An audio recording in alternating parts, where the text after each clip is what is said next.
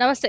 అయితే బీజేపీ జాతీయ అధ్యక్షుడు నితిన్ నబీన్ 3 రోజుల పర్యటన తెలంగాణలో అయితే సాగుతుంది. దీనికి సంబంధించి కూడా తెలంగాణని అధికారంలోకి తేవాలని చెప్పేసి కూడా బీజేపీ పెద్ద ఎత్తున ప్లాన్ చేస్తుంది. ముఖ్యంగా జీహెచ్ఎంసీని బేస్ చేసుకొని కూడా ఈ సభలు అయితే నిర్వహించడం అయితే జరిగింది. ఇదే అంశానికి సంబంధించి ప్రస్తుతం మాట్లాడడానికి నిరంజన్ గారు మనతో ఉన్నారు. నమస్తే. చెప్పండి. నితిన్ నబీన్ కూడా 3 డేస్ ట్రిప్ కోసం అయితే రావడం జరిగింది. ముఖ్యంగా జీహెచ్ఎంసీని ఫోకస్ చేస్తున్నట్టయితే తెలుస్తుంది. నెక్స్ట్ వచ్చే ఎలక్షన్స్‌లో కూడా మేమే అధికారం అని చెప్పేసి కూడా వాళ్ళు వ్యక్తం చేస్తున్న పరిస్థితి. ఇప్పుడు బీహార్‌లో జరుగుతున్న విధానాలను చూసుకొని పక్కన పెట్టేసి ఈ రాష్ట్రానికి వచ్చిన నితిన్ నబీన్‌కి పరిస్థితి అధోగతిగా ఉంది అని చెప్తున్నాను. ముఖ్యంగా ఏందంటే బీహార్‌లో మొన్న భగత్ తివారీ అని చనిపోయిండు. ఆయన పట్టపగలు మిట్ట మధ్యాహ్నం టైంలో షూట్ చేసి చంపితే ఈ రోజు వరకు కూడా దాని మీద చర్యలే తీసుకొని ఈ నితిన్ నబీన్ దేశ అధ్యక్షుడు అంటే దౌర్భాగ్యం అనిపిస్తుంది. ఎందుకంటే ఈరోజు ప్రశ్నించిన గొంతును పేదవాడికి మధ్యతరగతి ప్రశ్నించే ప్రతి గొంతును వీళ్ళు నొక్కుతూ జర్నలిస్టులతో ఊచకోత కోస్తూ ఈరోజు దేశం మీడియాలో ఏ ఒక్క నార్మల్ మీడియా వాళ్ళను కూడా ప్రశాంతంగా బతికిచ్చే ధోరణి ఈ నితిన్ నబీన్ కూడా లేడు. ఈ బీహార్ అనే ప్రాంతంలో పుట్టిన ఈ నితిన్ నబీన్ అరాచకాలు చూస్తే ప్రీవియస్ తీసుకుంటే పాకిస్తాన్ కన్నా ఘోరంగా ఈరోజు బీహార్ ప్రాంతం అయింది. ఫస్ట్ ఈ బీహార్ ప్రాంతాన్ని డెవలప్ చేసుకోమను. ఈ హైదరాబాద్కి వచ్చి షో చేసేంత అవసరం లేదు బాబు. ఈ హైదరాబాద్లో గ్రేటర్ హైదరాబాదు మస్తు డెవలప్ చేసినాం. అది కాంగ్రెస్ పార్టీ కావచ్చు, ఇతర పార్టీలు కావచ్చు. నీ బీజేపీ పార్టీ అవసరమే లేదు. అదేవిధంగా ఈయన కలిబులి మాటలు ఏదో చెప్తున్నాడు. అదే పక్కన ఉండే మహారాష్ట్రలో ఈరోజు కరెంటు కోతలకు గుర్తురావా? మరి మహారాష్ట్రానికి వచ్చి షో చేస్తున్నావు. మరి మీ రాష్ట్రాల్లో ఉండే వేరే రాష్ట్రాల్లో ఉండే బీజేపీ ప్రభుత్వాలు మరి ఎందుకు పనిచేస్తలేవని అడుగుతున్నా. కరెంటు కోతల వల్ల ముంబై ప్రాంతంలో ఈరోజు మేయర్ ఆయన్నే, సీఎం ఆయన్నే, వాళ్ళ ప్రభుత్వమే. పిఎం ఆయన్నే, సీఎం ఆయన్నే, మేయర్ ఆయన్నే. మరి ఇవన్నీ కరెంటు కోతలు గుర్తు రావట్లేదా? బీచ్లో వండుకున్న దోకలాలు మనం చూస్తూనే ఉన్నాం. మహారాష్ట్రలో బీచ్లో కరెంటు లేక బీచ్లలో వండుకుంటున్న రాత్రిపూట్ల. మరి ఆ కరెంటు కోసలు కనబడతలేవా ఈ నితిన్ నబీన్కు? అదేవిధంగా భగత్ తివారీని పట్టపగలు చంపుతున్నప్పుడు, ఈ భగత్ తివారీ చంపినప్పుడు ఈల పాకిస్తాన్ ప్రాంతం లాగా ఈరోజు బీహార్ ప్రాంతం అవుతున్నప్పుడు ఈయన గుర్తురావా? అభివృద్ధి చేస్తున్నామని ఈడొచ్చి కలిబిలి మాటలు చెప్తున్నాడు. అక్కడ కొన్ని వేల కోట్లు ప్రాజెక్టులు నెల ఉడగాకముందే కూలిపోతున్నాయి. మరి వాటిని ఎక్కడ గుర్తుకు రావట్లేదా? అదేవిధంగా పిఎం మోదీ వీళ్ళ వల్ల కాకనే ఇప్పుడు రఘునందన్ రావు అని లంచగొండి, పశ్చిమ బెంగాల్ సాధ్యమైంది, ఇక్కడ సాధ్యం కదా. అదే చెప్తున్నానమ్మా. లంచగొండి రఘునందన్ రావు ఎవడు పైసలు ఇస్తే వానికి న్యాయవాది వృత్తిలో ఉండి వానికి అన్యాయం చేసే దౌర్భాగ్యుడు రఘునందన్ రావు. ఇక అదేవిధంగా అసమర్థునికి ఈరోజు కేంద్ర ప్రభుత్వంలో కేంద్ర మంత్రిగా చేస్తున్న కిషన్ రెడ్డికి ఈరోజు వరకు కూడా అంబాపేట నుంచి నారాపల్లి వరకు ప్రాజెక్టు 15 ఏళ్ళు కావస్తుంది.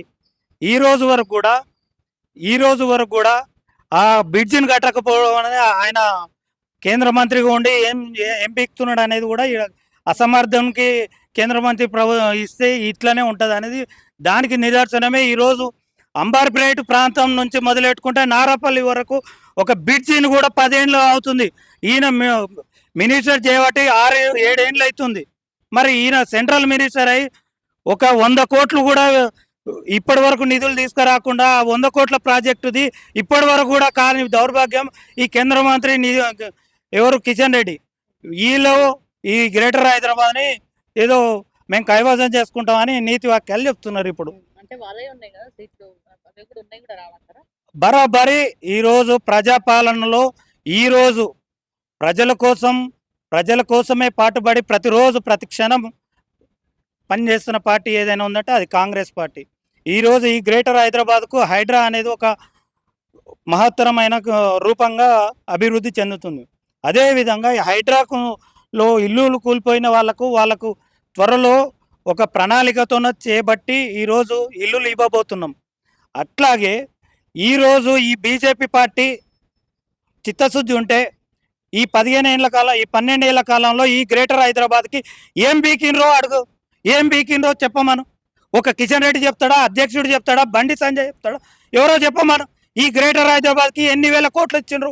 ఇప్పటికీ 10-20 సార్లు మా ముఖ్యమంత్రి వర్యులు కేంద్రానికి దగ్గర పోయి ఢిల్లీలో పోయి మొరబెట్టుకుంటా కూడా మెట్రో రైలుది ఈ రోజు వరకు కూడా నెలన్నర అవుతుంది, 48 రోజులు అయింది, ఈ రోజు వరకు కూడా నిధులు ఇస్తలేడు. అంటే ఈ గ్రేటర్ హైదరాబాద్కి నిధులు ఇవ్వని దౌర్భాగ్యుడెవడు?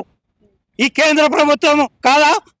ఈరోజు చిత్తశుద్ధి ఉంటే రేపిస్టులు, మర్డర్లు, మాలభంగాలు చేసే ఒక బీజేపీ పార్టీ అంటేనే మర్డర్లు, మాలభంగాలు, రేపిస్టులు అని తెలిసిపోతుంది. ఒక ప్రజ్వలన ఏమైంది? అదేవిధంగా కుల్దీప్ సింగ్ ఏమైండు? అదేవిధంగా ఈ ఒక మైనర్ బాలికలను రేప్ చేసే దౌర్భాగ్యులు బీజేపీ పార్టీలో ఉండే ప్రతినిధులు. మరి వాళ్ళను ఈ రోజు వరకు కూడా ఏ ఒక్క, మహారాష్ట్ర తీసుకోండి, మధ్యప్రదేశ్ తీసుకోండి, యూపీ తీసుకోండి, ఇట్లా దేశం మొత్తము ఏ ఒక్క ఎమ్మెల్యే కానీ, ఏ ఒక్క మంత్రిని కానీ, ఎంపీలు కానీ ఈ రోజు వరకు కూడా శిక్షించలే. ఫస్ట్ అవి శిక్షించు. మా రాష్ట్రానికి వచ్చే ముందు నువ్వు ముచ్చట చెప్పే ముందు మా తెలంగాణ ప్రజలకు నువ్వు చిత్తశుద్ధి ఉంటే కానీ నువ్వు తప్పయిందని ఒప్పుకో. ఇవన్నీ చేయించాక, క్లియర్ చేసినాక మా తెలంగాణ రాష్ట్రానికి వచ్చి నువ్వు ఏమైనా చెప్తే మా తెలంగాణ ప్రజలు నమ్ముతారు.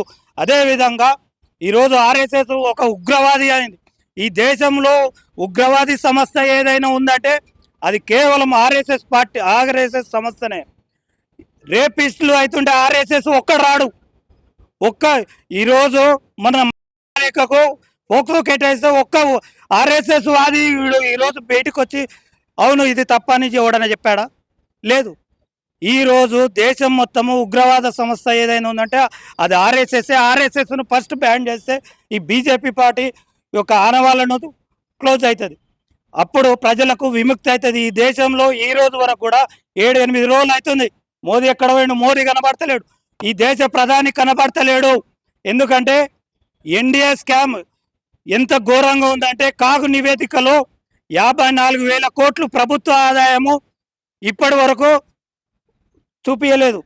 ఈ ప్రపంచంలోనే అవినీతి పరుడు ఎవరైనా ఉన్నారంటే అది మోదీయే. 54,000 కోట్లు ఎన్డీఏ కాగు నివేదిక ఇచ్చినప్పుడు మరి దానికి రిపోర్ట్ ఇవ్వాలి కదా. కాగు నివేదిక 54,000 కోట్లు కేవలం ప్రధానమంత్రియే చోరీ చేసిండు. అదేవిధంగా ఇన్కమ్ ట్యాక్స్ల రూపంలో కార్పొరేట్ సంస్థల నుంచి 74,000 కోట్లు గల్లంత అయినాయి. ప్రధానమంత్రి మోడీ ఈ స్కామ్లో ఉన్నాడు. అదేవిధంగా 50,000 కోట్లు విదేశీ శాఖ మంత్రికి సంబంధించిన 50,000 కోట్లు ఈ రోజు వరకు కూడా లెక్కలు లేవు. అంటే ఇది దేశానికి పట్టిన పీడన కాదా అనేది ప్రజలు ఆలోచిస్తున్నారు, ముఖ్యంగా తెలంగాణ ప్రజలు. ఇడుపు కాగితం గురించి ఏం చెప్తారన్న? ఇప్పుడు ఇడుపు కాగితం అని చెప్పేసి మా జబర్దస్త్ మహేంద్ర కావచ్చు, వీళ్ళు మన తెలంగాణని అవహేళన చేసే విధంగా, కించపరిచే విధంగా మాట్లాడుతారు. తెలంగాణను అవహేళన చేసిన పార్టీ ఏదైనా ఉందంటే అది బీజేపీ. తర్వాత ఇట్లాంటి చిల్లరగాళ్లను ప్రభుత్వం వెంటనే శిక్షించాలి. మా యొక్క అస్తిత్వాలను, తెలంగాణ అస్తిత్వాలను ఎవడు కించపరిచినా ఊరుకునే ప్రసక్తి లేదు బిడ్డ. నువ్వు ఎవడు అయినా సరే ఇంకోసారి ఇట్లాంటి వ్యాఖ్యలు చేస్తే నడి రోడ్డు మీద నువ్వు బట్టలు ఇప్పి కొడతామని చెప్పేసి కాంగ్రెస్ పార్టీ కార్యకర్తగా చెప్తున్నాం.